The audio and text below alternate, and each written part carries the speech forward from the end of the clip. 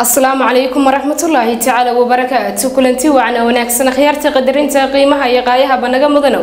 كنا الصدى وهذا وحنا وردلك جذي سي عالم كينتي سكلا بيدي كائني. وطبعا ستة صح وقد ونيسان تلفيش كما ذهبنا نبلشتي في حرونتي سجودة مجال ده هرجيسا. قد بدأ إذا وجود الكرر ريدها بين كنيعة وورككم مغليدون تانا وحكمدا. مدحوينها الصوماليلاند مدني أحمد محمد محمود سيلايو أي ديكريتا وصو ساري waxa uu ku madnuucay isticmaalka bacaha geesta kalena waxa uu magacaabay gudida wakaalada qurbajooga qaranka wasiirka maaliyadda Somaliland ayaa kormeer ay ku tagtay magaalada Berbera waxa ay ku cilaamisay olole balaaran oo cashuur ururin ah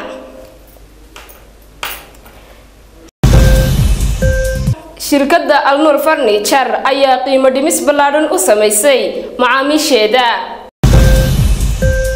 maamulka cusub ee loo magacaabay degmada Wajale ayaa xilkii kala wareegay maamulkii hore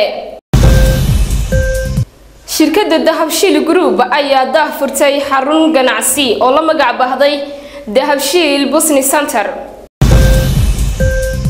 qodobadana dalka dibadiisa idii ka haynana waxa kamid ah qaramada midoobay oo cunaqabateyn ku soo rogtay xuduudinta Yaban dawladda Talyaaniga ayaa sheegtay in 400 oo tahriibayaal dhinteen kadib markii ay la godoontay doontii ay saarnaayeen وهاجا داوديال كواسي وحاين qodobada habeenkani caawa warka ku daawo doontaan imikii haatana isagoo faahfaahsan madaxweynaha Somaliland mudane Axmed Maxamed Maxamuud Silaanyo ayaa digreeto uu soo saaray waxa uu ku madnuucay isticmaalka bacaha geesta kalena isagoo magacaabay gudida wakaalada qurbajooga qaranka madaxweynaha jamhuuriyadda Somaliland mudane Axmed Maxamed Maxamuud Silaanyo ayaa digreeto madaxweyne waxa uu dalka kaga joojiyay isticmaalka bacaha iyo fayadhowrka deegaanka sida lagu sheegay war-saxaafada ka soo baxay qasriga madaxtooyada Somaliland oo ku saxeexan yahay xogayaha gaarka ah ee xafiiska saxaafadda madaxtooyada jamhuuriyadda Somaliland war-saxaafada ka soo nuqul ka mid soo gaaray telefishinka madaxa bannaan ee Bulsho TV wuxuu dhignaa sidan madaxweynaha jamhuuriyadda Somaliland mudane Axmed Maxamed Maxamuud Silaanyo waxa uu digreeto madaxweynaha sumadda ee jamhuuriyadda Somaliland madaxtooyada xeer madaxweyne 249 bisha sanadka 2015 uu dalka kaga joojiyay isticmaalka bacaha iyo fayadhowrka deegaanka madaxweynuhu markuu arkay qodobada 9aad iyo 18aad ee dastuurka jamhuuriyadda Somaliland markuu arkay qodobada 68aad iyo 75aad ee xeerka ismaamulka gobolada iyo degmooyinka xeer lambar 3/2007 markuu arkay soo jeedinta gudida heer qaran ee bilicda magaalooyinka markuu tixgeliyay xilka iyo mas'uuliyadda dawladda ka saaran ilaalinta fayadhowrka deegaanka bilicda iyo nadaafadda guud ee magaalooyinka Somaliland markuu garowsaday intaan goynta kormeerka iyo wax ka qabadka bullaacadaha musqulaha iyo goobaha qashin qubka iyo nadaafadda goobaha ganacsiga sida sariibadaha iyo goobaha cuntada ay aas u tahay kor u qaadida iyo ilaalinta fayadhowrka markuu arkay dhibaatada ay bacdu ku hayso dhirta xoolaha caafimaadka guud ee bulshada iyo bilicda magaalooyinka Somaliland wuxuu go'aamiyay in ay reeban tahay soo jeedinta iyo ka ganacsiga noocyada bacda ee kala duwan sida bacmikada bacda ila qabada bacaha shirkadaha iyo dukaamada xayeysiiska ganacsiga in dawladaha hoose iyaga oo fulinaya xeerka ismaamulka gobolada iyo degmooyinka ay ku ilaaliyaan kuna kormeeraan goobaha ganacsiga iyo warshadaha in bacaha u yaala ay ku dhameeyaan muddo 120 maalmood muddada wixii ka dambeeya ay ku dadaalaan wixii bedel lahaa bacaha in wasaaradaha ku shaqada leh iyaga oo u maraya maamulka gobolada ku kormeeraan dawladaha hoose ilaalinta iyo kor u qaadida heerka fayadhowrka deegaanka iyo caafimaadka bulshada in la joogteeyo wacyigelinta dadweynaha ee fayadhowrka deegaanka sidoo kale madaxweynaha jamhuuriyadda Somaliland mudane Axmed Maxamed Maxamuud Silaanyo ayaa waxa uu digreeto madaxweyne ku magacaabay gudoomiyaha wakaalada qurbajooga qaranka ee jamhuuriyadda Somaliland war-saxaafada murtan ku saabsan oo ku saxeexay xogayaha gaarka ee xafiiska saxaafadda madaxtooyada Somaliland nuqul ka mid soo gaaray telefishinka madaxa bannaan ee Bulsho TV ayaa waxa uu dhignaa sidan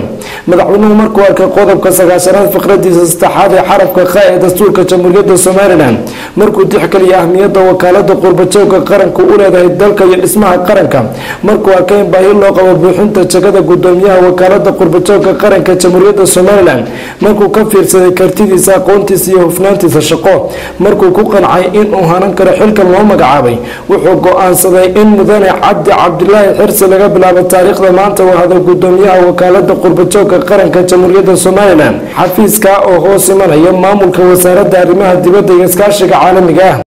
wasiirka maaliyadda Somaliland ayaa kormeer ay ku tagtay magaalada Berbera waxa ay ku cilaamisay olole ballaaran oo cashuur ururin ah sida warkani oo faahfaahsan uga soo diray wariyahayga magaalada Berbera Khalid Xasan Nuur. wasiirka wasaaradda maaliyadda Somaliland Marwo Samsam Cabdi Aadan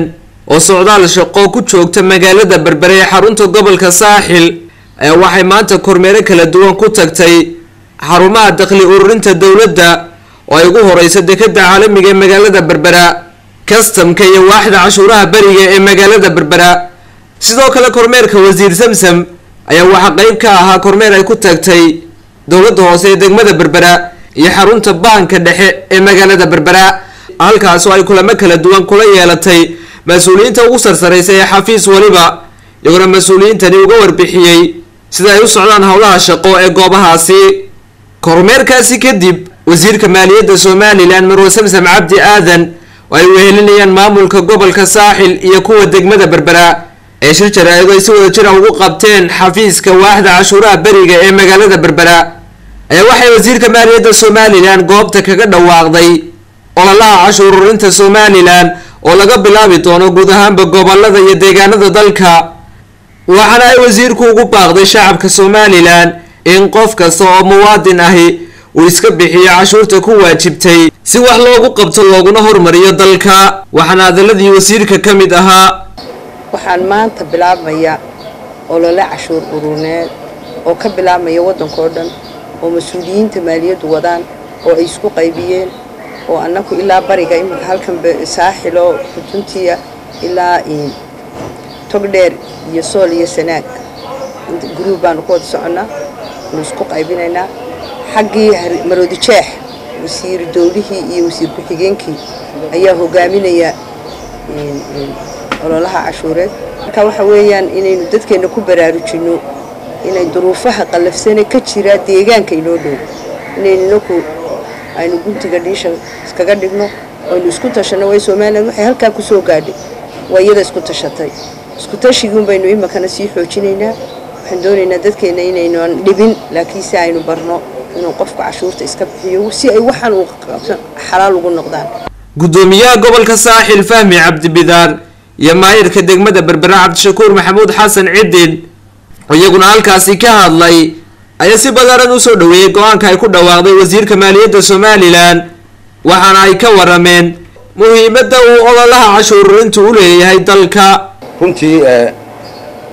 maamulka cusub ee loo magacaabay degmada Wajaale ayaa xilkii kala wareegay maamulkii hore sida warkani oo faahfaahsan nooga soo diray magaalada Gabiley wariyahayaga Cabdikariim Qaamuus. wasiirka ganacsiga Somaliland iyo maamulka heer gobol iyo heer degmo ee gobolka Gabiley ayaa maanta ka qayb galay munaasabada ay xilka kula kala wareegayeen gudoomiyihii hore degmada Togwajaale iyo gudoomiyaha cusub ee dhawaanta loo soo magacaabay magaalada Togwajaale oo ka tirsan gobolka Gabiley. munaasabadan ay xilka kula kala wareegayeen mas'uuliyiinta oo ka qabsoontay Geela Hotel ee magaalada Togwajaale ayaa waxa halkaasi ka hadlay wasiirka ganacsiga Somaliland iyo maamulka heer gobol iyo heer degmo ee gobolka Gabiley. inaad sheegtid wanaagsan oo shaqaysan reerta wajaalaadati ninkaas wuxuu ku dhaasay horumarinta magaalada iyo cadaalad inuu ka ceerigaalo ka yimid iyo ka yimid maxaan ku raadnaaye burco iyo ka meelilaayo ka yimid inay isugu noqdaan ninkaas dowladda ku yimid marka arrintaa ku dhaafo gudoomiyaha siyaasiyadda dowladda intii ka baxan tahay intay qabta oo cidna aan la sugin oo yaa kolba laba mucaarid oo meel soo gudbiyaan intiso halkan kula imanin hadal maalin waxay ka baxan tahay labada kiiloomitir haray inaad iska dhamaystaan marka ilaahay hawshan ay daba qabto allah idinku duceeyo wassalaamu calaykum. wadadii maanta way noo dhantahay waxaa ka dhiman 2 kiiloomitir baa ka dhiman 2 kiiloomitir umalayn maayo anagoo sheeganayna Wajaale inay tahay xaruntii ganacsiga in markii la yiri waxaa loo daayay sidii xilkii maanta intaan loo wareegin maalintii madaxweynuhu fulayay ganacsatada iyo dadka deegaanka loo dayranaya u malayn maayo taasi laga igma dhigi waaye waxaan u malaynaya xagrashii inay jirto ama caadsuu jiro inuu ka abaarmariyo maamulkii hore maanta samaytinana wixii u soo qabsoomay wanaagsanaa waxaan rajaynaynaa ilaahay inuu ugu daro miisaanka xasanaadka waxaan rajaynaynaa halka ay ka tegeen runtii meel ka khayr badan ugu bedelo mas-uuliyiinta cusub ee lasoo magacaabayna ayaa dhallinyartii hogaaminaya aagashiile mursal liibaan waa niman dhallinyara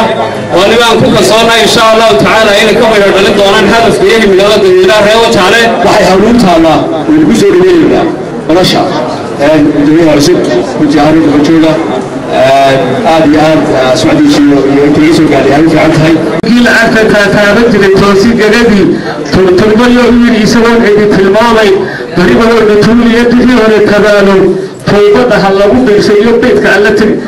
maanta iyo ah jirkii lacagta taabaade maantuu sii siyaadow cirka maraya wanaagsan yahay gebagabadii waxaa hadalka iskaga kala dambeeyey guddoomiyihii hore wajaale iyo guddoomiyaha cusub ee dhowaanta loo soo magacaabay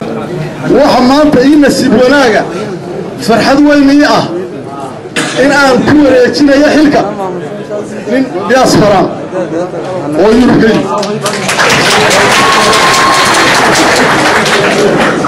dhallinyarteenu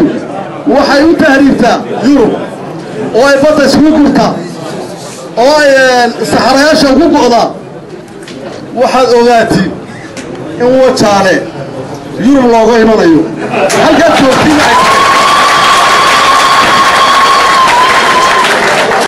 waxaan ballan idigu qaadaya ninka isleh shiina cid gaara ayuu degmadan u joogaa abbaab qaladaad garaac cid walba oo wanaagga iyo horumarka degmadan ka talinaysa abbaabkeedu 24 hours buu furay 24 saacadood walaalkeen oo igu horreeya ayaa wuxuu wajaale ayaa nimankii dibadda u baxay ay u soo shaqatay horta waa alxamdulillah haddii wajaale loo soo shaqatay haddii wajaale loo soo shaqatay dhallinyaroy ibraahada waa ka taariibina laakiin waxaan u soo noqday oo aan reerkaygii iyo carruurtaydiiba uga himay oo waktigayga qaaligaa idinku soo horay inuu wax idila qabto idinkumaan iman inaan anigu wax kale waxaan idingu yimid degmadan inay horumar gaadho wajaale si kastaba ahaatee munaasibadani ayaa ku soo dhammaatay jawi fiican waa cabdirasaaq axmed ayaan ilka case shirkadda dahabshiil group ayaa daahfurtay xarun ganacsi oo la magac baxday dahabshiil business center sidoo warkani oo faahfaahsan ugu eegayo wariyayga Cumar Cali xaflad si weyn loo soo agaasimay oo lagu daahfurayo isla markaana xariga lagaga jarayo dahabshiil mall business center oo laga hirgeliyay bartamaha magaalada Hargeysa ayaa waxa ka soo qayb galay wasiirka wasaaradda arrimaha gudaha Soomaaliland wasiir ku-xigeenka wasaaradda ganacsiga gudoomiyaha rugta ganacsiga wasiirka wasaaradda xanaanada xoolaha marti sharaf ganacsato iyo waliba maamulka iyo mas'uuliyiinta shirkadda dahabshiil group iyo waliba ganacsato kale oo caalami ah oo ka socota dunida moolkan cusub ee loogu magac daray dahabshiil mall business center waxa uu ka kooban yahay ganacsiga Soomaaliland oo dhan kii ugu hooseeyay ilaa ka ugu sareeya isagoo qof waliba ka heli doono adeegyo casri ah oo loogu talagalay dhinaca ganacsiga casriga mas'uuliyiintii halkaasi ka hadashay ayaa waxa hadaladooda kamid ah local government ku dhigo ee taariikhda gala ayuu dhalkan oo kale loogu jiraa lacagta ku baxday iyo miisaankiisa waxa noo dheer markii uu dahabshiil sameeyay hodheelkan waxaanu bal ka codsanayn hodheelada meelihii fooqiyadii kale u lahaana sidoo kale u qurux badnaysiiyay balse ragga dee lacagta meelahan si yar dhigtay ay bal iyaguna u qurxiyaan magaalada iyo xorriyadda inuu helay inuu dadkeena caawiyo ismahan waxa kaloo dhiirigelin u yahay dadka ajnabiga ee danaynaya dadkeena inay maalgashadaan markay boqorka laga soo qaaday kaasoo kareeshooda u dhacdo meel cajiiba u ku yahay marka deerbo tooska looga soo qaado waxa ay isku dhufanaya markiiba qof walba arki karayo ismahaynkaale markay arkaan wuxuu noqonayaa dhiirigelin waxaa kaloo muujiyey oo halkeenu ka maqlayn cidda dhistay xataa inay tahay dadkii dalkan u dhashay ee wax u bartay ee aan shirkadada dabadaha laga keenin taasi waxay muujinaysaa dhammaantoodba dadkaasi waxa ay ku dheeraadeen islamarkaana waxa ay u mahadnaqeen shirkadda dahabshiil group oo iyadu wakhtigii horeba u lahayd ummadda somalilan adeegyo badan oo dhinaca ganacsiga hadday tahay xawaaladaha baananka iyo weliba xagga horumarka dalka somalilan dhammaantoodna waxa ay uga mahadnaqeen mulkiilaha guud ee shirkadda dahabshiil group maxamed siciid ducaale waxa wanaagsan ee dalka somalilan uu wakhtigan ku soo kordhiyey waxaanay ilaahay uga baryeen inuu ilaahay xasanaad fara badan ka siiyo horumarka uu ka qayb qaadanayo dalka somalilan gebagabadiina halkaasi waxaa soo gebagabeeyey oo xafladaasi soo xidhay gudoomiyaha guud ee shirkadda dahabshiil group maxamed siciid ducaale waxaanuu ku dheeraaday marxaladihii kala duwanaa ee uu soo maray moolkan weyn ee ganacsiga ee dahabshiil mool business center waxaanu yidhi inta markaan ka gudbo dhismahan ma aha mid hargeyso uun ku eg gobollada soomaaliya oo dhan badankooda oo waxaanu ka samaynay iyo waxaanu ka samayn doonno weeye horta sida dalalka aynu jaarka nahay ee jabuuti ka mid tahay oo mid kan leeg aanu ka wadno marka horta taa waxaan dadka u sheegayaa macaamiisha shirkaddu inay tahay shirkad ballaaran oo dhul badan oo ay ku leedahay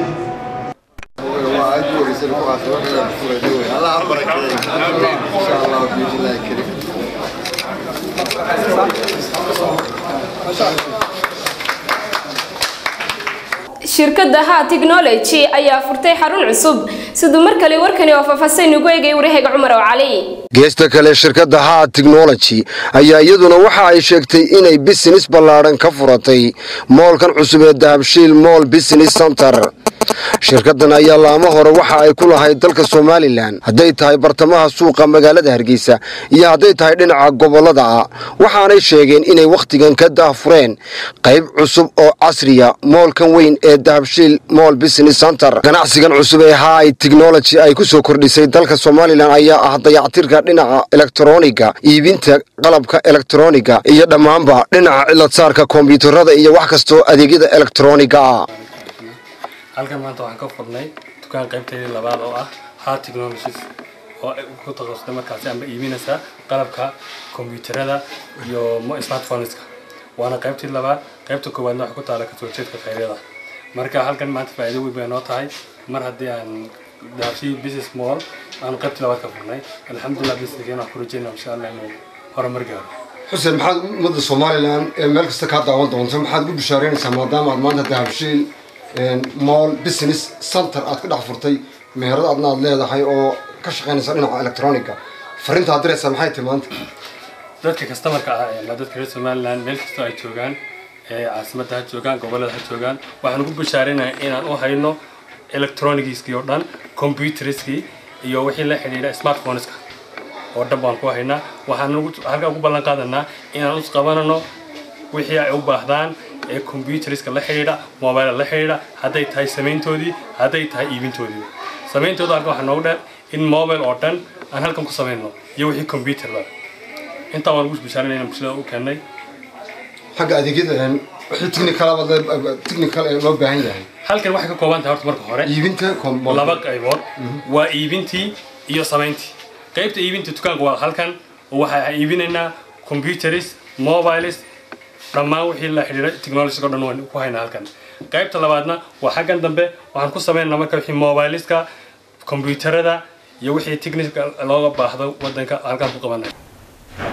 qaramada midoobay ayaa cunaqabateyn ku soo rogtay xutiyiinta dalka Yaman golaha ammaanka ee qaramada midoobay ayaa u codeeyay go'aano sheegay in hubka laga xanibo xutiyiinta Yaman sidoo kale waxa cunaqabateyntan lagu soo rogay hogaamiyihii hore ee Yaman iyo wiilka uu dhalay mooshinkan oo soo gudbisay dalka Jordan oo hadda xubin ka ah golaha ammaanka oo ka kooban 15 dal waxaana mooshinkan soo qoray dalalka khaliijka waxaana uu dhigayay in cunaqabateyn dhanka hubka loo saaro xutiyiinta iyo isbahaysigoodaba 15 dal ee xubnaha ka ah golaha ammaanka ee qaramada midoobay ayaa 14 ka mid ah u codeysay mooshinka uu soo gudbisay dalka Jordan waxaana ka aaminsan dalka Ruushka oo hore looga cabsi qabay inuu fiita saarayo Ruushka ayaa ku doodayay in xanibaada lagu soo wada rogo dalka Yemen oo dhan in hal dhinac kaliya lagu soo rogin qaraarka la meel mariyay ayaa ugu baaqaya Xuutiyiinta inay isaga baxaan dhammaan hantida dawladda ay qabsadeen oo caasimada ay ku jirto dadka liiska madow la galiyay waxaa ka mid ah hogaamiyaha Xuutiyiinta Cabdimaalik al-Xuuti madaxweynihii hore ee dalka Yemen Cali Abdallah Salah iyo wiilka uu dhalay ciidamadiisa u sareeya Ahmed Cali Salah ergeyga dalka Ruushka uu fadhiyay qaramada midoobay Vitali Churkin ayaa sheegay in aysan habboonayn in qaraarkan cusub loo isticmaalo in xaaladda bensiin lagu sii hubshubo ma jiro xal aan ahayn in siyaasad iyo wada hadal lagu dhameeyo xasarada ka aloosan Yemen Khalid al-Yamani oo ah ergeyga qaramada midoobay ee dalka Yemen ayaa u mahad celiyay golaha ammaanka ee meel marinta qaraarka Xuutiyiinta ka dhanka ah dalka Iran ayaa lagu eedeeyay inuu taageero weyn maleeshiyada Xuutiyiinta ee aaminsan madhabka Shiicada dawladda Talyaaniga ayaa sheegtay in 400 oo tahriibayaal ay dhinteen kadib markii ay la godoontay doontii ay saarnaayeen wararka laga helayo Talyaanigana waxay sheegayaan in 400 oo qof oo muhaajiriin ay dhinteen kadib markii ay degtay doontii ay la socdeen maalin markii ay ka dhaqaaqeen Liibiya qaar ka mid ah dadka badbaaday ayaa waxay sheegayaan in ay caruur u badan yihiin 400 ee qof ee dhimatay ilaalada xeebaha ee Talyaaniga ayaa soo badbaadiyay 144 qof waxayna bilaabeen hawlgal badigoob ah oo diyaarado ay kaga qayb galayaan iyagoo wali rajo ka qaba in dad kale badan la badbaadiyo hay'adda badbaadinta dhallaanka ayaa waxay sheegtay in kuwa la soo badbaadiyay badankoodu ay yihiin dhalinyaro midowga Yurub ayaa waxay sheegeen in ilaa iyo jimcihii la soo badbaadiyay 7,000 oo qof oo ka tahriibayay badda Mediterranean-ka badiyay ayaa waxay sheegayaan in musiibadan ugu dambeysay ay dhacday kadib markii ay quustay doontii ay saarnaayeen 550 muhaajiriin ah 9 mid ayaa ilaa iyo hadda la helay balse qof kale oo nool wali lama helin hay'adda arrimaha carruurta ka shaqeysa ee Save the Children waxay sheegaysaa in ka badan 400 oo carruur ah oo badankoodu aysan cidna u helin ay ka mid ahaayeen 700 oo tahriibayaal ah oo dhawaanahan u soo gudbay qaaradda Yurub ee ka imanaya Afrika sarkaal sare oo ka mid ah hay'adda Save the Children oo lagu magacaabo Michael Brosbury ayaa waxa uu sheegay inay wali isku dayaan inay ogaadaan tirada carruurta ku waxyeelowday dhacdadan sarkaalkan isagoo hadalkiisa sii wata ayaa waxa uu sheegay in tahriibayaashani ay soo galeen xilli ay cimilada baddu ayna wanaagsanayn dhanka kale laanta ilaalada xuduudaha ee midowga Yurub waxay sheegtay in dadka tahriibinta ka shaqeeya ay xabado hawada u rideen si ay ugu digaan ilaalada xeebaha oo doonayay inay dadkan badbaadiyaan arrintan ayaa ka dhacday maalintii Isniintii meel qiyaastii 60 meel u jirta xeebaha Liibiya kadib markii doon Talyaaniga laga leeyahay iyo markab ilaalada xeebaha ay isku dayeen inay badbaadiyaan 250 qof markii inta badan muhaajiriintii la badbaadiyay tahriibayaasha oo watay doon aad u dheeraysa ayaa soo aaday dhanka shaqaalaha badbaadinta hartaas ayayna kor ugu rideen ka hor intaysan jidin doontii oo faaruq ah sida ay sheegtay laanta ilaalada qaramada midoobay in ka badan 28,000 oo qof ayaa si sharci darro ah ku galay Yurub sanadkii hore badankooduna waxay ka tahriibeen dalalka Suuriya, Eritrea iyo Soomaaliya qiyaastii 3,400 oo qof ayaa badda ku dhintay sanadkii 2014 ee la soo dhaafay waa hagaaga daawadayaal guud ahaanba intaasi waxaynu ugu saafmirmay waxaan war dalka gudihiisa iyo caalamka intiisa kala baydii ka haynay oo dabcan si toos ah uga daawanayseen telefishinka madaxa bannaan ee Bulsha TV xaruntiisa guud ee magaalada Hargeysa warkana waxaad la socodsiinaysay anigoo ah Hilaal Maxamed Axmed aniga iyo dhammaan akhyaarta Bulsha TV waxaan idinku dhaafaynaa assalaamu calaykum waraxmatullaahi tacaala wa barakaatuh